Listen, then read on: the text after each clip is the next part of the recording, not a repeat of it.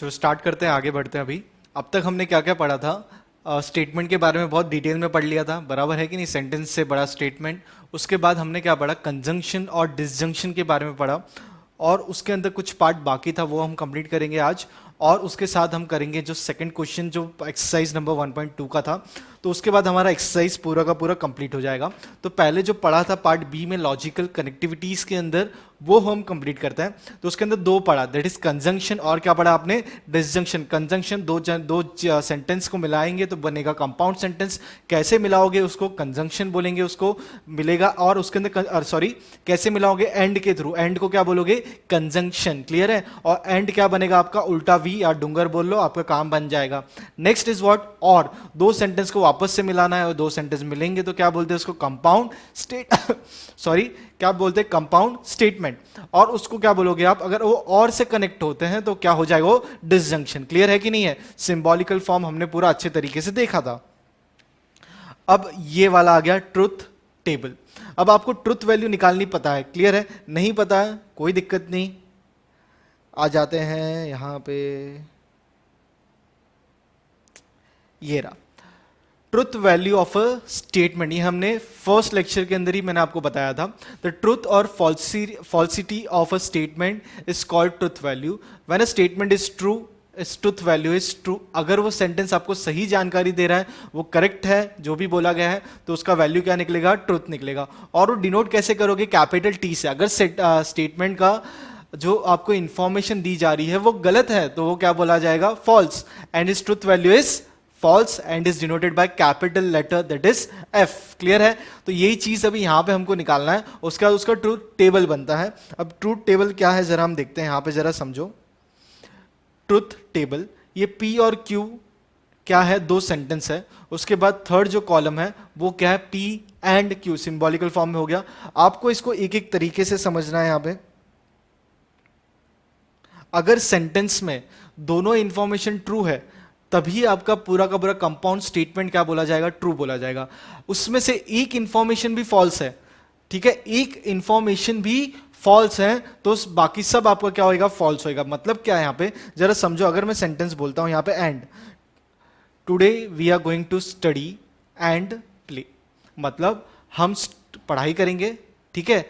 और मतलब एंड, हम पढ़ाई करेंगे एंड खेलेंगे। इसका मतलब हुआ हम पढ़ाई करेंगे, उसका आंसर इज ट्रू, यस। उसके बाद ही आपको क्या मिलेगा? खेलने के लिए परमिशन दी जाएगी। If you are going to study, you will be allowed to, क्या होगा? एंड सॉरी, ऐसा बोलो, you are going to study, बराबर है, एंड क्या बोला था मैंने? You are going to study and play, बराबर है। तो इसका मतलब आपको पहले पढ़ाई करनी है, उसके साथ साथ क्या करना है? आपको खेलना है। पढ़ाई करोगे तो ही खेलोगे। क्लियर है कि नहीं है? तो ये दोनों आंसर ट्रू है, तभी कंपाउंड सेंटेंस क्या बन जाएगा? ट्रू बन जाएगा। अब आप पढ़ाई करते हो, क्लियर है? मम्मी आपको बोलती है आपको पढ़ाई करना है, ठीक है, लेकिन आपका मूड नहीं है खेलने में, तो कंपाउंड सेंटेंस भी क्या बनेगा? आपका जो कंपाउंड स्टेटमेंट है उसका वैल्यू भी क्या होगा? फॉल्स। मतलब यहाँ पे एक एक चीज को मैं आपको समझाता हूँ। यहाँ पे जरा समझो। अगर आपने पढ़ाई की है, ठीक है, आपको खेलने की परमिशन दी जाएगी, ठीक है कि नहीं है? बराबर बोल रहा हूं कि नहीं? तभी उसी टाइम पे आपका जो कंपाउंड है, आपने पढ़ाई भी कर दी है, आपने खेल भी लिया है, और आपका आंसर हो गया ट्रू। क्लियर है? तो कंपाउंड स्टेटमेंट भी क्या बन जाएगा? ट्रू। आपने पढ़ाई की है पर आपने खेला नहीं है। क्लियर है? तो दोनों काम आपको करने हैं, एंड के अंदर दोनों कंडीशन फुलफिल करनी है, तो आंसर इज फॉल्स। आपने पढ़ाई नहीं की, ठीक है, आपने सिर्फ क्या काम किया है? सिर्फ आपने खेल कूद की है पूरा दिन, क्योंकि मम्मी तो बाहर गई हुई थी, आपको बोल के गई थी कि आपको पढ़ाई करनी है, उसके बाद आप खेल सकते हो, तो आप अच्छे बच्चे हो। टी, आपने पढ़ाई की है पर आपने खेला नहीं है, फिर भी आप अच्छे नहीं हो। क्यों? आपको खेल कूद भी बहुत जरूरी है। क्लियर है? तो आपको खेलना भी चाहिए था, मम्मी ने बोला था, तो आंसर क्या होगा? फॉल्स। आपने पूरा दिन कुछ नहीं किया, सिर्फ खेल टाइम पास ही किया है, तो भी आंसर क्या होगा? Final answer will be false. ये सब कंडीशन है। आपने पढ़ाई भी नहीं की, ना ही आपने खेल कूद किया, कुछ भी नहीं किया, आंसर इज फॉल्स। तो एंड के अंदर क्या है? All conditions has to be completed. जितनी भी कंडीशन दी गई आपको कंप्लीट करनी है। अभी और मम्मी आपको ऐसे बोल के जाती है, आपको क्या करना है? खेलना है। आप या तो खेलो या तो आप क्या करो? पढ़ाई करो। क्लियर है? अगर आप जो भी काम कर रहे हो, आप खेल रहे हो तो खेलो, या तो आप पढ़ाई करो, या तो ऑप्शन क्या दिया गया है, ऑप्शन, या तो आपको ऐसे बोलते हैं, दोस्त बोलते हैं आ जाओ खेलते हैं, या तो हम क्या करते हैं, मूवी जाते हैं। मतलब दो ऑप्शन है, आइदर वी विल प्ले और we will go for a movie, there is an option. या तो आप एक काम कर सकते हो, आप दोनों काम करना चाहो दोनों काम करो, क्लियर है कि नहीं है?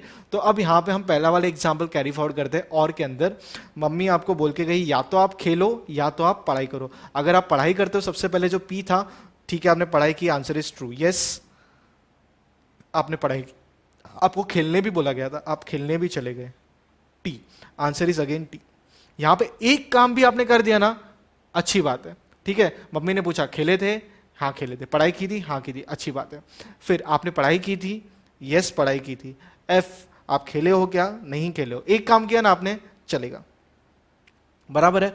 आपने खेला नहीं है, फॉल्स, ठीक है, सॉरी आपने पढ़ाई नहीं की है, फॉल्स। आपने खेला है, यस आपने प्ले किया है दोस्तों के साथ, आंसर इज ट्रू। एक काम भी आप करोगे चल जाएगा। अब अगर मैं आपको बोलता हूं यहां पे, क्या आपने खेला है, सॉरी क्या आपने पढ़ाई की है, पढ़ाई नहीं की, क्या आप खेलने गए हो, नहीं गए हो, आंसर इज फॉल्स। एक भी कंडीशन आपकी ट्रू नहीं है, so answer will be what, false.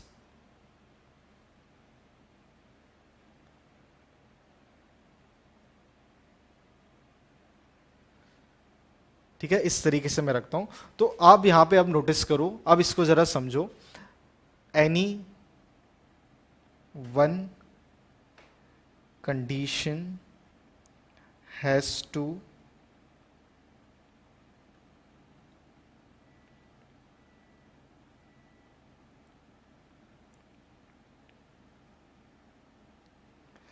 Can be completed, ठीक है। All condition has to be completed, any one condition can be completed, clear है। अब जरा पढ़ते हैं एंड के बारे में वापस से, ठीक है। आपको पढ़ाई करने बोली गई थी, आपको पढ़ाई करनी है, उसके बाद ही आपको खेलना है, दोनों काम आपको करना है, तभी मम्मी के डांट से बच पाओगे। ये कब पॉसिबल है, एंड, कब पॉसिबल है, एंड। एंड क्या है, बहुत साथ में चलना है। एंड मतलब क्या, क्या था आपका, एक साथ लेके चलना ना, ये रहा, दैट इज व्हाट, कंजंक्शन, एक साथ, कंजंक्शन आपको एक साथ आना है। डिसजंक्शन अलग, ऑप्शन है आपके पास, आप या तो पढ़ाई करो या तो खेलो। तो जब आप दोनों भी नहीं करोगे, एक कंडीशन भी फुल नहीं करोगे, आंसर इज व्हाट, फॉल्स, ठीक है। तो यही चीज आपको मैंने को बतानी थी। अगर एंड की बात हो रही है, एंड मतलब कैसे डूंगर है, मतलब कि आपको दोनों चीजें कंप्लीट करनी है, ठीक है। और आप देखो ये टेबल भी याद नहीं रखोगे ना, लेकिन ये सेंटेंस याद रखोगे, आप देखो कैसे आपका काम होता है। एक चीज भी आप छोड़ नहीं सकते एंड में, दोनों टास्क कंप्लीट करना है, ठीक है।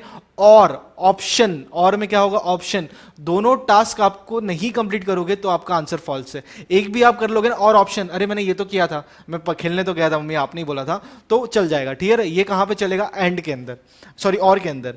ऐसे ही देखो हमारे पास तीन और है, तो इसको साइड में रखते हैं हम। अब सिर्फ हम दो के बारे में पढ़ाई कर रहे हैं। अब जरा नीचे आ जाओ, नोट आपको याद रखना है, द वर्ड बट, येट, दो, स्टिल। अब आप जब हमने सॉल्व किया था तब बट आया था, येट स्टिल आया था, ठीक है। येट और दो नहीं आए थे। अगर ये भी आएंगे ना तो ये भी एंड का काम करेंगे, ठीक है। Moreover have the same meaning as that of word and, ठीक है। ये चीज आपको ध्यान रखनी है। P and Q is false whenever at least one of P and Q is false। यही चीज मैं आपको एक्सप्लेन करने की कोशिश कर रहा था। एक भी चीज फॉल्स है, क्लियर है, फॉल्स, दोनों चीज ट्रू होनी चाहिए, आपको ऐसे याद रखना है। यहां पे P और Q is false if and only if P, ये एंड है, ए एंड डी आएगा, P and Q are false, clear है। आप समझ रहे हो यहां पे क्या चल रहा है, यहां पे both P and Q are false, तभी वो फॉल्स होगा। एक भी काम कर लोगे आपका काम बन जाएगा, क्लियर है। ये भी आप लिख लो यहां पे, जो आपका सेकंड पार्ट है चार्ट का, उसको भी आप कंप्लीट कर लो, ठीक है। चलो अब तक हमने क्या क्या किया, फटाक से एक छोटा सा रिवीजन, फिर एक्सरसाइज स्टार्ट करते हैं, ठीक है। चलो अब क्या देखा अब तक आपने, यहां पे सबसे पहले हमने क्या पढ़ा था, स्टार्टिंग से देख लेते हैं। कंजंक्शन बोलेंगे तो एंड, क्लियर है।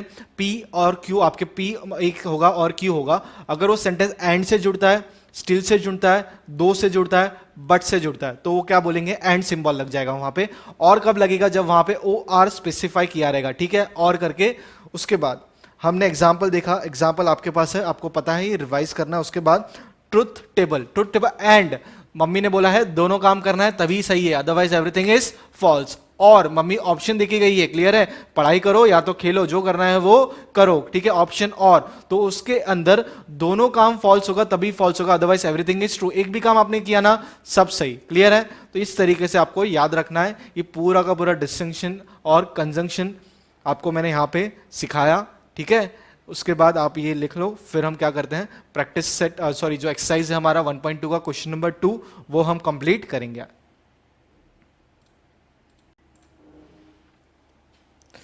ठीक है, चलो आगे बढ़ते हैं। अभी हम लोग क्या कर रहे हैं, जो हमने कॉन्सेप्ट देख लिया अब उसी के बेस पे हम सेकंड क्वेश्चन पढ़ते हैं। मैंने आपको पहले थोड़ा सा एक्सप्लेन करके रखा हुआ था। तो अब यहाँ पे क्या लिखा हुआ है, right the truth value of following statements. तो अब हमको क्या लिखना है, यहाँ पे ट्रूथ वैल्यू लिखना है। इसका मतलब जो पहले जो हमने किया था वो तो हमको उसको करना ही करना है, मतलब सिंबॉलिकल फॉर्म में तो पहले लेके आ जाओ, उसके बाद उसका ट्रूथ वैल्यू निकालो, क्लियर है कि नहीं। ट्रूथ वैल्यू कब निकलेगा, जब वो क्या बन जाएगा, सेंटेंस से आप उसको बता दो कि वो स्टेटमेंट है। तब यहाँ पे देखो ऑलरेडी उन्होंने दे दिया है ऑफ द फॉलोइंग स्टेटमेंट। तो ये लोग यहां पे क्या बोल रहे हैं क्वेश्चन के अंदर कि भाई ये देखो ये क्या है, ऑलरेडी एक स्टेटमेंट है, तभी तो आप उसका ट्रुथ वैल्यू निकालोगे, क्लियर है कि नहीं। तो पहले हम स्टेटमेंट्स को कन्वर्ट करते हैं किसके अंदर, किसके अंदर बोलो ना, किसके अंदर कन्वर्ट करोगे, पहले अपना सिंबॉलिकल फॉर्म में। सिंबॉलिकल फॉर्म में कन्वर्ट हो गया तो उसकी हम ट्रुथ वैल्यू निकालेंगे। ट्रुथ वैल्यू निकालने का जो हमने टेबल सीखी थी उसके हिसाब से उसके हम वैल्यूज के क्या निकाल देंगे, फाइनल आंसर। चलो स्टार्ट करते हैं। अर्थ is a planet and moon is a star. तो सबसे पहले मेरे को बताओ, पहला क्वेश्चन के अंदर मैं क्या मानता हूं, लेट क्वेश्चन नंबर 2 का फर्स्ट वन है ये, let earth is let P is equal to earth is a planet, Q is equal to earth is a planet, ये हो गया जो आप पहले करते थे वही है। और उसके बाद क्या था, मून इज अ स्टार, ठीक है, ये दो चीज आपकी हो गई। अब बताओ यहां पे, अब यहां पे ये आपने हो गया, अब आपको एक एक की ट्रूथ वैल्यू निकालना है। अब आपका जनरल नॉलेज सब कुछ टेस्ट होगा, यहां पे भी ज्योग्राफी आ चुकी है। अर्थ क्या प्लैनेट है क्या, yes earth is a planet, ठीक है। मून इज अ स्टार पे आता है, वो भी मैं आपको बताता हूं। अर्थ इज अ प्लैनेट इतना तो सबको पता है, क्लियर है कि नहीं, नहीं पता है तो अभी आप अलग ही ग्रह पे रह रहे हो। तो अब इसको आप लिखोगे कैसे, लिखोगे ट्रूथ वैल्यू ऑफ पी, ठीक है, इज टी, ट्रुथ है ना उसकी, तो TRUE सिंबॉलिकली मैंने आपको बताया था कैसे रिप्रेजेंट करते हो, इस तरीके से आप उसको सिंबॉलिकली रिप्रेजेंट करते हो, क्लियर है। चलो अब आप क्या बोलोगे यहां पे, उसके बाद अब आपको यहां पे बोलना है next, that is moon is a star, ठीक है, मून इज अ स्टार। अब मेरे को बताओ क्या मून स्टार है क्या, जो लोग ट्रू बोल रहे हैं हाथ ऊपर, अपने आप ही घर पे देख लो क्या है, और क्या है, moon is a star, true है कि फॉल्स है। सबसे पहले स्टार क्या होते हैं, क्या है बताओ, अरे आराम से बताओ, कोई दिक्कत नहीं है, क्या होता है सोचो जरा, मून क्या स्टार है क्या, moon is a satellite, star नहीं है। सैटेलाइट किसको बोलते हैं, जो चीज अर्थ के आजू बाजू क्या होती है, रिवॉल्व होती है। जैसे अभी ये मोबाइल फोन है, बराबर है, ये इसके आगे क्या रिवॉल्व हो रहा है इस तरीके से, ठीक है, पूरा का पूरा इस तरीके से सर्कल घूम रहा है ना, तो इसको क्या बोलेंगे, ये जो घूम रहा है इसको क्या बोलेंगे, सैटेलाइट। अब ये एक तो होती है आर्टिफिशियल सैटेलाइट, जो कौन बनाता है, इंसान। हम जो कम्युनिकेशन के लिए कोई सैटेलाइट करते हैं, सिक्योरिटी पर्पस के लिए करते हैं, क्लाइमेट चेंज पता करने के लिए करते हैं, जो भी क्लाइमेट प्रिडिक्शन, मतलब क्या बारिश होगी, तूफान आएगा, साइक्लोन आएगा, तो अलग अलग पर्पस के लिए हम साइक्लोन क्या अलग अलग पर्पस के लिए हम सैटेलाइट क्या करते हैं, हम यहाँ पे उसको यूज में लेते हैं। अब जो मून है ये भी सैटेलाइट है, पर इंसानों की बनाई हुई नहीं है, नेचुरली इस तरीके से है और इस तरीके से चलते आ रहा है। तो ये तो हो गई बात, लेकिन वो स्टार है क्या, स्टार हो बिल्कुल भी नहीं है। तो क्या होगा, truth value of and truth value of Q, truth value of Q is F, clear है, क्या है वो, एफ। अब आपको दोनों सेंटेंस पे जरा ध्यान देना है। अब गिवन सेंटेंस है उसको क्या लिखेंगे हम लोग, symbolic form of the above statement इस, क्या है अबाउट स्टेटमेंट का सिंबॉलिकल फॉर्म, एक तो है P, और क्या बोला गया था देखो क्वेश्चन में, यहां पे देखो अच्छे तरीके से आपके लिए यहां पे बताया हुआ है, एंड सॉरी क्या बताया हुआ है, अर्थ इज अ प्लैनेट, एंड बोला हुआ है, एंड बोला तो डूंगर, याद है ना, इस तरीके से डूंगर बनाओगे, that is P and Q, ठीक है, इस तरीके से आपको लिखना है। अब उसके बाद आपको क्या आएगा, ट्रुथ वैल्यू आप सब्स्टिट्यूट करोगे, देयरफॉर पी का आंसर क्या था, टी, एंड वैसे का वैसे क्यू का आंसर क्या आया था, एफ। अब जब इस तरीके से आ जाता है उसके बाद आपको क्या निकालना है, इसका आंसर। टी बीच में क्या है, एंड है। मम्मी ने क्या बोला था, दोनों काम करना है, पढ़ाई भी करनी है और खेलना भी है, याद है कि नहीं है? दोनों काम करोगे तभी answer is true, otherwise everything is false. तो यहां पे आंसर क्या बन जाएगा, इज इक्वल टू फॉल्स। तो क्या लिखोगे यहां पे लास्ट में, द ट्रुथ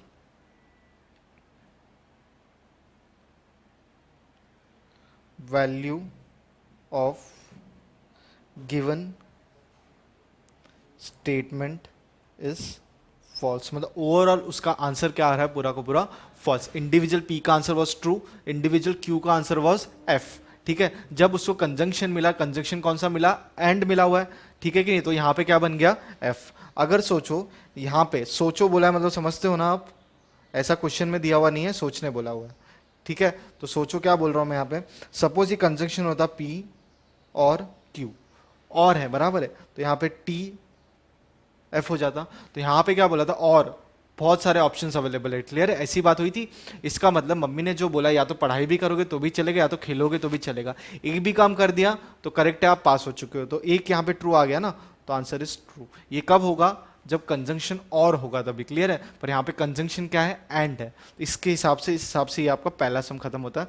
प्लीज ये कंप्लीट कर लो, फिर हम आगे बढ़ते हैं। आराम से लिखना, अच्छी तरीके से लिखो, समझ के लिखो।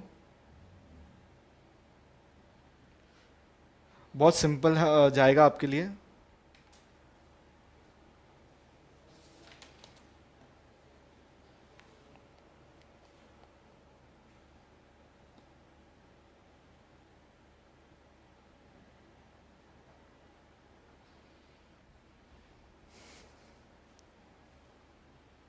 चलो बढ़े आगे नेक्स्ट सम की ओर। 16 is a even number and 8 is a perfect square. सबसे पहले तो यहां पे आपको दिख जाना चाहिए सिंबल एंड। ठीक है, पहले पी और क्यू लेते हैं आराम से, उसके बाद उसको सॉल्व करेंगे। स्टेप्स एग्जैक्टली आपके यही रिपीट होंगे। मैं इसको हटा देता हूं, थोड़ा साइड में ले लेता हूं यहाँ पे।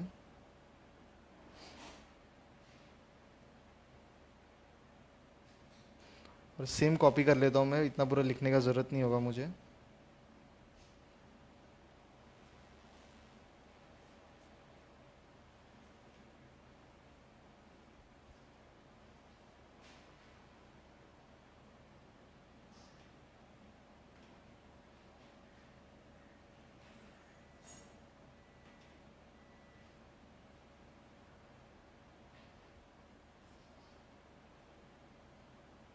ठीक है, बाकी सब तो पूरा सेम होगा। चलो, तो यहाँ पे मैं लिखता हूँ सबसे पहले क्वेश्चन नंबर 2। अब हम, आप ध्यान मत दो, जो लिखा हुआ है उसको सब जाने दो, सिर्फ यहाँ पे ध्यान दो। 16 इज अ इवन नंबर, तो ये आपका क्या बन जाएगा, पी बन जाएगा, जैसे मैंने आपको बताया। यहाँ पे भी मैं लिख लेता हूँ आपके लिए। 16 क्या बन जाएगा, P. 8 is a perfect square क्या बन जाएगा आपके लिए, क्यू। तो पहले इतना काम कर लेते हैं। 16 इज एन इवन नंबर, और दूसरा क्या लिखोगे आप, 8 इज अ परफेक्ट स्क्वायर। ठीक है, ये हो गया। अब truth value of P, 16 even number है क्या, even numbers are those numbers which are divisible by 2। तो होता है ना 16, 8 2 तो बराबर 2 से डिवाइड हो रहा है। तो आप यहां पे क्या लिख दोगे, आंसर क्या है इसका, ट्रुथ वैल्यू क्या निकल रही है उसकी, 2। क्या निकल रहा है, टी। अब नेक्स्ट क्या है आपके पास, उसके बाद नेक्स्ट है नीचे, truth value of Q is what. तो पहले पढ़ तो लेते, 8 is a perfect square. What do mean by perfect square, 2 2 जा 4, बराबर है, 4 4 जा 16। तो 8 तो कहां पे भी बैठता नहीं है, so answer is what, F. अब आपको क्या बोला हुआ है, सिंबॉलिकली, मतलब इसका symbolical form, symbolical form of the about statement कैसे पता चलेगा, पी एंड क्यू, क्योंकि वहां पे क्या था, एंड था। ये रहा ना, क्या था वहां पे, एंड था। तो इस तरीके से आपने लिखा। अभी देखो एग्जैक्टली ऊपर जो किया था वही आ गया, क्योंकि टी एंड एफ। तो क्या मिलेगा आपको आंसर, आंसर मिलेगा कैसे, उसके पहले मम्मी को जरा याद कर लो, क्या था मम्मी ने बोला हुआ, कंडीशन एंड है, अंदर की तरफ है, बराबर है, मतलब दोनों काम करने, पढ़ाई भी करनी है, खेलना भी है, तभी आपका सही काम हुआ, डांट से बच जाओगे। यहाँ पे पढ़ाई की है, खेला नहीं है, बराबर है, तो आपको डांट तो मिलनी ही मिलनी है, तो डांट मिलेगी, यस मिलेगी, तो आंसर इज व्हाट, एफ। तो the truth value of the given statement is F. ठीक है, एक और सम आपके लिए, जैसे पिज्ज़ा होता है ना, गरम गरम पिज्ज़ा सर्व किया, तो एक और सम आपके लिए पेश होता है, तो फटाफट लिख लीजिए और सॉल्व कीजिए खुद से, फिर हम आगे बढ़ते हैं।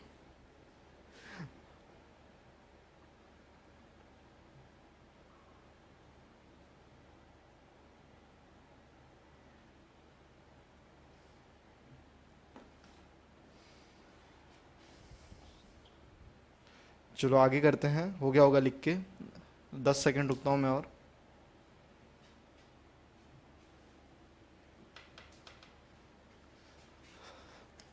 बहुत सिंपल होगा आपके लिए मैथ्स, आगे आप आने दो, ये चैप्टर तो वैसे भी थोड़ा तो सिंपल ही है। मैट्राइसिस, डेरिवेशन, जो डिफरेंशिएशन, जो डेरिवेटिव्स, इंटीग्रेशन बोलते हैं, वो सब करेंगे, बहुत मजा आएगा आगे।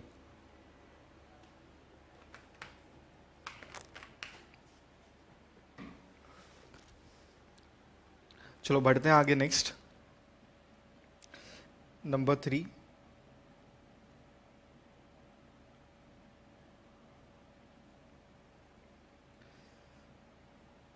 आप ऐसे कोई तरीके आजमाना मत।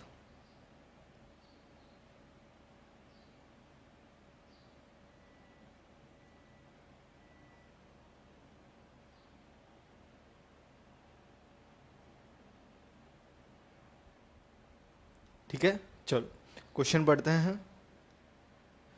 The quadratic equation has two distinct root, और ये डायरेक्टली दे दिया गया, और आपको और 6 हैज 3 प्राइम नंबर। तो अब मैं जब क्वेश्चन पढ़ूंगा ना, मेरा ध्यान हमेशा क्या होना चाहिए, ऑन्ड, सॉरी एंड, और या तो बट, ठीक है, जो आपको बताए थे अलग अलग वर्ड्स जो बताए थे आपको, स्टिल, वो सब ढूंढने में होना चाहिए। उसके बाद वो मिल जाता है, फिर उसके बाद आपका ध्यान होना चाहिए पूरा का पूरा फोकस पी और क्यू ढूंढने में।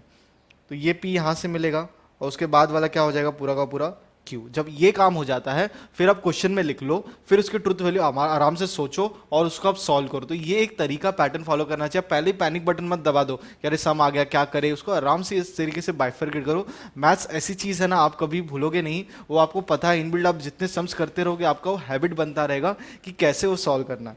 चलो पी क्या बनेगा अभी यहाँ पे, क्वाड्रेटिक इक्वेशन,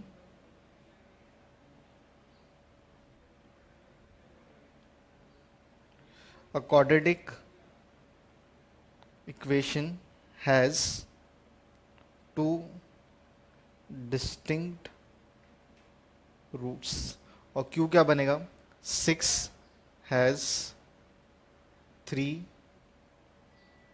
prime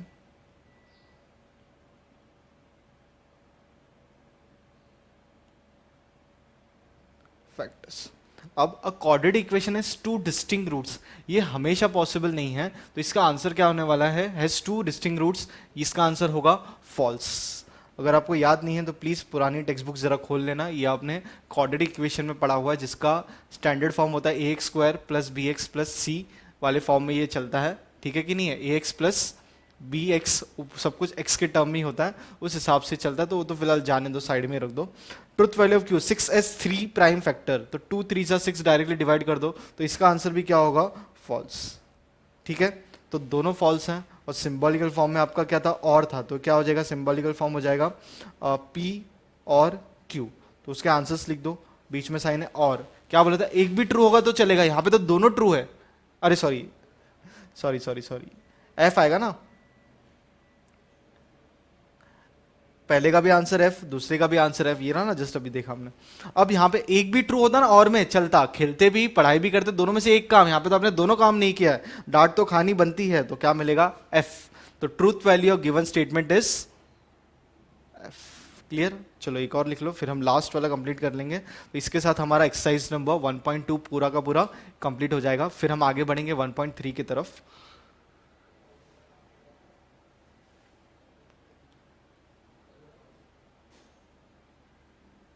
अब तो खुद से सॉल्व करना आपको शुरू कर देना चाहिए। इसके बाद सिमिलर जो अपने क्या बोलते हैं पीछे मिसलिनियस प्रॉब्लम्स हैं, वो भी आप चालू कर दो सॉल्व करना। ठीक है, चलो आगे बढ़ते हैं अभी।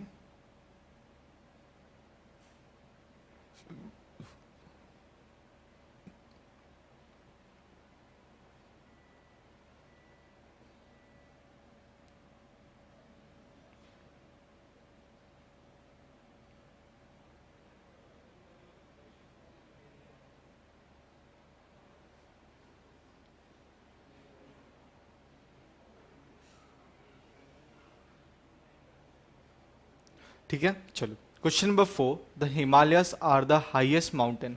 ठीक है भाई, अच्छी बात है, और ये यस सही है।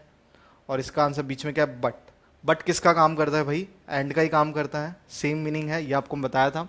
They are not part, they are part of India in north east. Clear है, तो दो हमारे पास है, ये पहला वाला बन जाएगा पी, दूसरा वाला क्या बन जाएगा क्यू। अगर आंसर देखना है, Himalaya are the highest mountain, yes, and they are part of India in the north east, yes, दोनों का आंसर क्या है, ट्रू है, और बीच में एंड कंडीशन है। तो चलो लास्ट में देखते हैं कैसे सॉल्व करेंगे। सबसे पहले पी,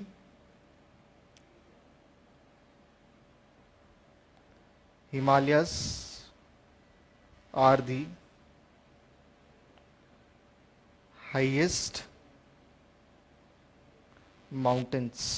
क्लियर है, फिर नेक्स्ट क्या होगा आपका, हिमालयस, ये आप सेंटेंस अपने हिसाब से आपको लिखना, जरूरी नहीं वहां से कॉपी पेस्ट करके, मीनिंग उसका बनना चाहिए। ठीक है, Himalayas are the part of India in the north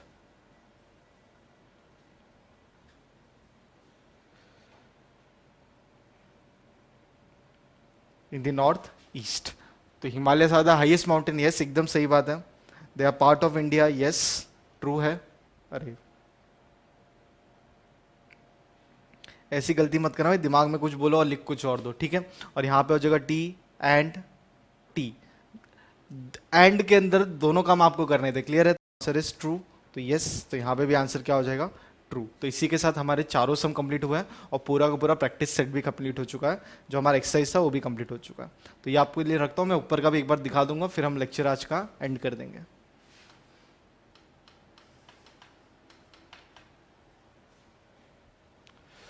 और जो आपको अलग से जो मिल रहा है उसके अंदर प्लीज़ आप याद करके ही चलना, जो आपको मिल रहा है ना रोज का रोज, वो रिवाइज करना। आप जो स्टार्टिंग में नोट्स बना रहे हो वो प्लीज़ रिवाइज करना, मैं आपको दिखा भी दूंगा लास्ट में।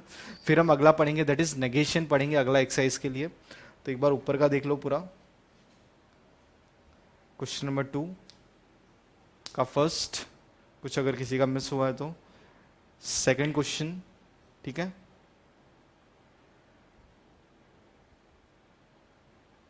थर्ड क्वेश्चन आपके लिए, और बाद में लास्ट। ठीक है, चलो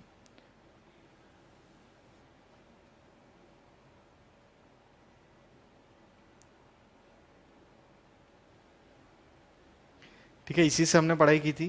तो ये रहा आपके लिए यहाँ पे, उसके बाद हम पढ़ेंगे यहाँ पे नॉट वाला। तो ये जो दो बेस था, इस पे किसके ऊपर बेस था,